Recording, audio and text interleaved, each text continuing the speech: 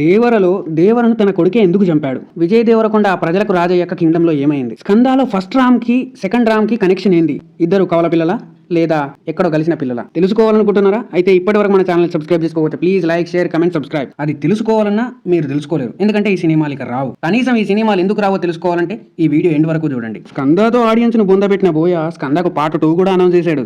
కానీ పార్ట్ 1కే పైసలు రాకపోవడంతో ప్రొడ్యూసర్ చేతులు ఎత్తేశాడు. పోతే దేవరాతో ఒక మాదిరి హిట్ కొట్టిన ఎన్టీఆర్ ఫ్యాన్స్ కు మాత్రం నిరాశ మిగిల్చాడు. ఎన్టీఆర్ రేంజ్ మూవీ దేవరా కాదని ఫ్యాన్స్ తేల్చి చెప్పేశారు. పార్ట్ 2తో ఎలాగైనా గట్టి హిట్టే కొడదాం అనుకున్నాడేమో కొరటాల శివ.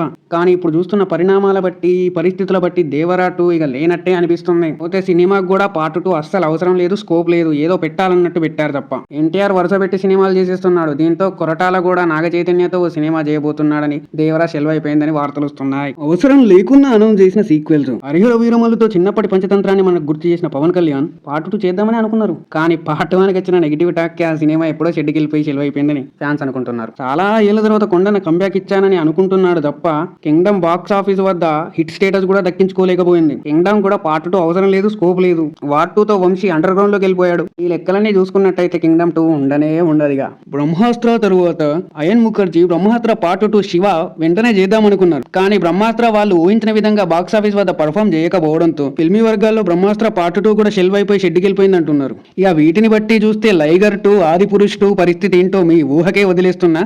మేబీ వస్తే కంగువా 2 ఒక్కటి రావచ్చేమో. కంగువా బాక్స్ ఆఫీస్ వద్ద ఘోర అపజయాన్ని రుచించిన ఆస్కార్స్ వరకు వెళ్ళిందన్న హోప్ తో కంగువా 2 తీస్తారేమో.